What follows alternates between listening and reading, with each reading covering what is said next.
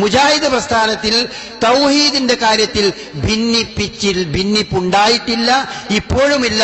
കാരണം എല്ലാവരും അള്ളാനെ മാത്രമേ ആരാധിക്കാൻ പാടുള്ളൂ, അള്ളാനോട് മാത്രമേ പ്രാർത്ഥിക്കാൻ പാടുള്ളൂ എന്ന് അടിയുറച്ച് വിശ്വസിക്കുന്ന കാര്യമാണ്.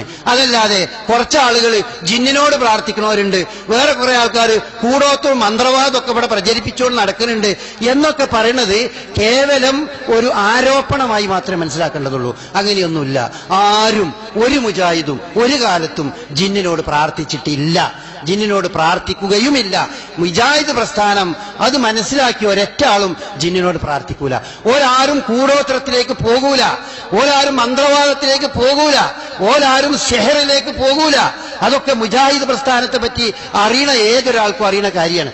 അത് ആരുടെയെങ്കിലും സംസാരത്തിൽ, വൈജ്ഞാനികമായ ഏതെങ്കിലും ചർച്ചയിൽ അതിനെപ്പറ്റിയുള്ള ചർച്ചകൾ വരുമ്പോൾ അതിൽ നിന്ന് എന്തെങ്കിലും കാര്യങ്ങൾ അടർത്തിയെടുത്ത് അതങ്ങനെ ഷെഹറിലേക്ക് പോകുന്നു, ഇതിങ്ങനെ കൂടോത്രത്തിലേക്ക് പോകുന്നു. അല്ലല്ലാത്തവർക്ക് ഗൈബ് അറിയോ, അദൃശ്യ കാര്യങ്ങൾ അല്ലല്ലാത്തവർക്ക് അറിയില്ലല്ലോ. ഇപ്പൊ അതാ കുറെ ആൾക്കാർ ഗൈബ് അല്ലല്ലാത്തവർക്ക് അറിയുന്നൊക്കെ പറയണത് ഒരിക്കലും ഒരു കാലത്തും അങ്ങനെ ആരും വിശ്വസിച്ചിട്ടില്ല. ഇല്ലാത്തത് നമ്മൾ ഒരിക്കലും പരസ്പരം അങ്ങോട്ടും ഇങ്ങോട്ടും പറയേണ്ട കാലവുമല്ല. അതുകൊണ്ട് തന്നെ നമ്മൾ ഇവിടെ വലിയ ദൗത്യം നമുക്കുണ്ട്.